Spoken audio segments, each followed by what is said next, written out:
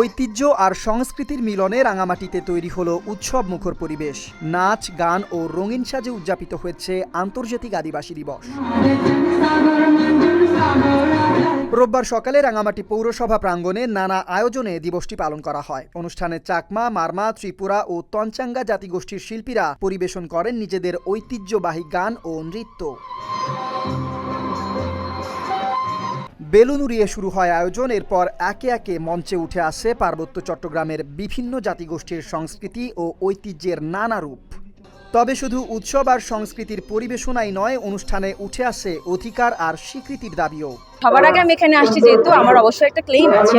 Obviously আমাদের ডিমান্ডটা হচ্ছে কি, একজন আদিবাসী হিসেবে সবকিছু তো সুরক্ষা চাই, পাশাপাশি আমি কালচারের সুরক্ষাটাও চাচ্ছি, protection of culture. RICL TMX, যুগের পর যুগ স্থাপনা থাকে মজবুত।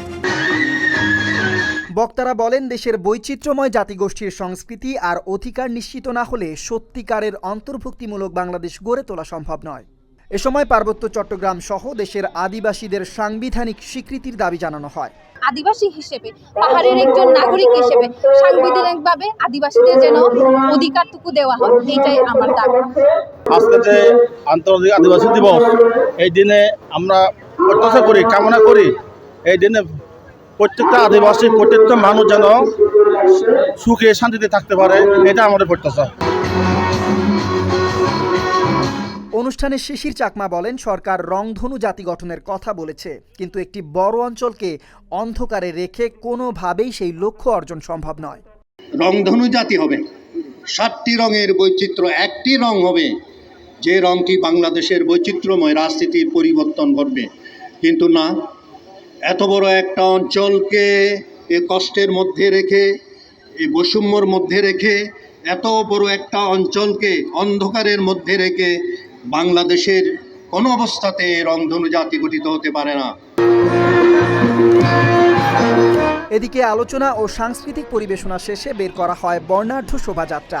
বিভিন্ন জাতিগোষ্ঠীর প্রতিনিধিদের অংশগ্রহণে শোভাযাত্রাটি রাঙামাটি শহরের প্রধান সড়ক প্রদক্ষিণ করেন।